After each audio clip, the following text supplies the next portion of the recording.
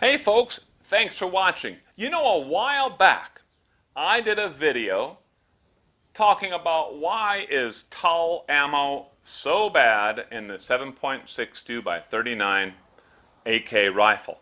And that whole title, that whole approach certainly touched upon the nerves of quite a few of our viewers.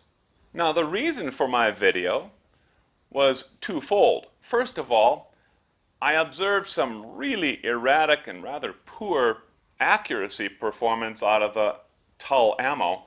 But more importantly, I had some kind of, if you want to call it, safety concerns. We had a squib load out of that TUL ammo. Now, I've been shooting for a long time, and I have only once fired and had a squib load.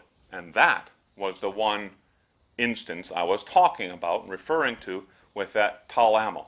Now, just so you understand, squib loads are really rare, and they're very dangerous things. What happens is that there's either no powder in the case or so little powder that when the primer is struck and the whole process goes through, the powder burns, etc., that bullet just barely leaves the mouth of the case. Sometimes it has enough energy to go a ways down the bore, but in our case, lucky for us, it didn't have that much energy, and it just barely pushed out of the mouth of a case. So much so, or so little, that the next round wouldn't load into the chamber. The bullet tip was striking the base of the bullet that was a squib load just before it. And it obviously wouldn't go into battery. We couldn't fire it, and thank goodness we couldn't, because that would have made the banana peel barrel and probably some injury. That has never happened to me ever before except that one instance. So that really made me very critical of the TUL ammo.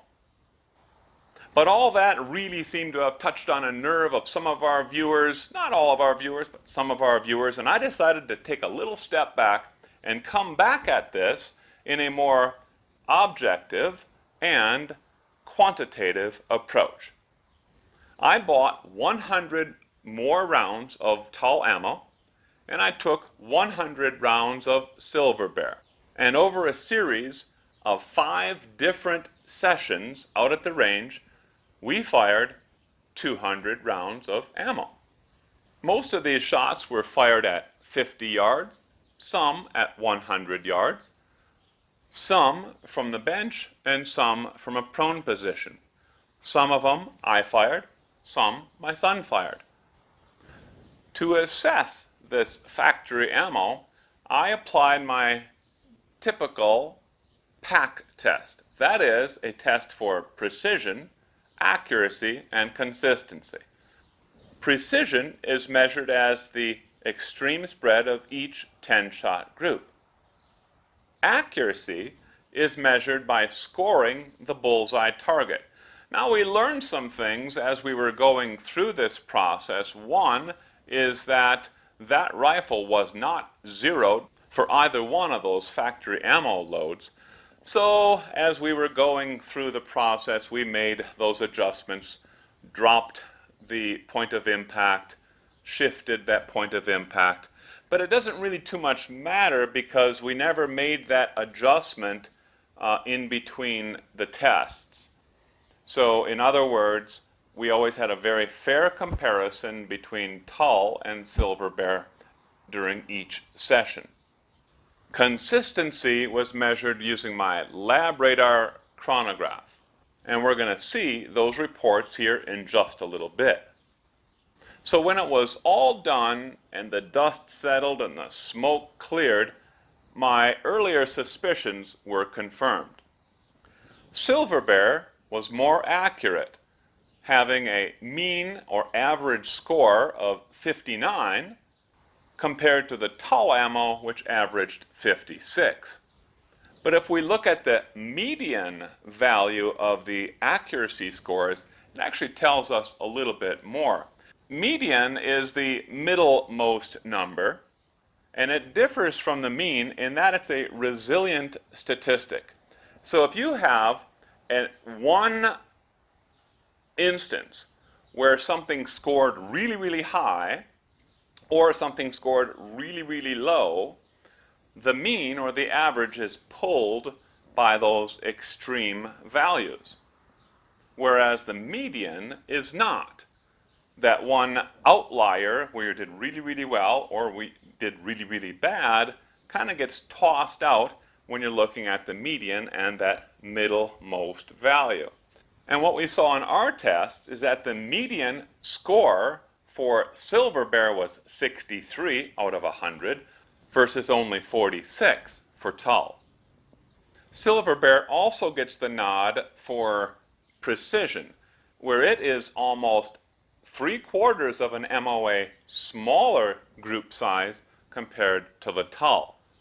Now for rifles like the AR or the AK, minute of angle precision measurements might be kind of scoffed at and thought of as not really too necessary. We measure in minute of man and not minute of angle.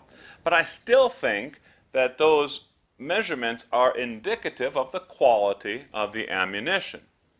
And once again, Silver Bear is the better choice. The consistency test is actually pretty interesting.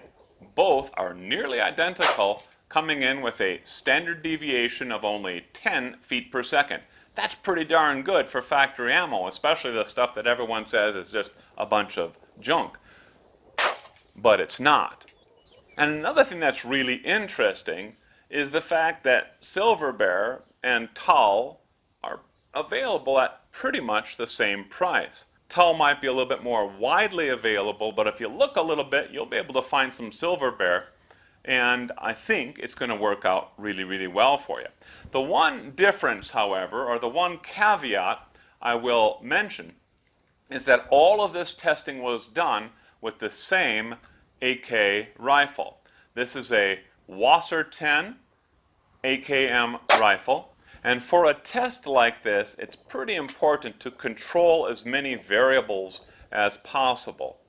So we actually introduced a few variables like various ranges over which the rifle was fired, 2 different shooters. I wanted to look at shooter effects, which were almost pretty negligible, not too large at all, and then the fact that we were shooting off of the bench or we were shooting off of the prone position. I didn't really want to introduce yet another variable, which is a different rifle. So it certainly is possible that if this test were repeated with another AKM, that the results might be inverted. I can't say that with certainty, either yes or no, based on what's going to really happen. What I can tell you is exactly what happened when we did our test comparing 200 rounds of this ammo. Now, by the way, you might be wondering why we did so many sessions shooting at 50 yards or even only 100 yards. And that is because, of course, this rifle is fitted with iron sights, and I did not want to introduce my eyes or the shooter's eyes into that test as well.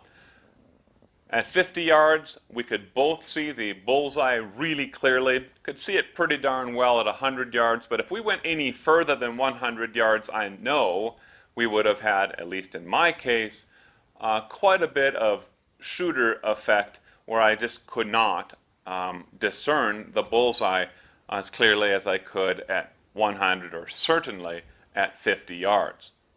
Another very important point that I want to make with this test, and specifically regarding Tull ammo, relates to one thing I mentioned earlier, and that's the squib load that we had, some safety issues.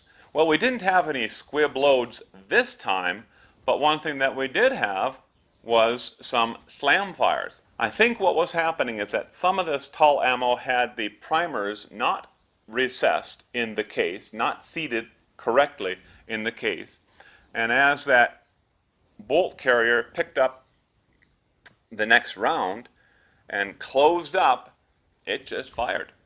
This happened to my son when he was firing, and we got that on video, and it happened to me once as well.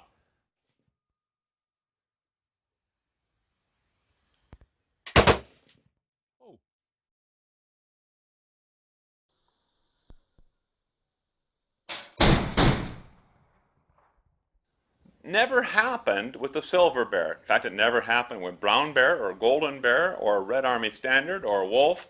It has only happened with the Tull ammo.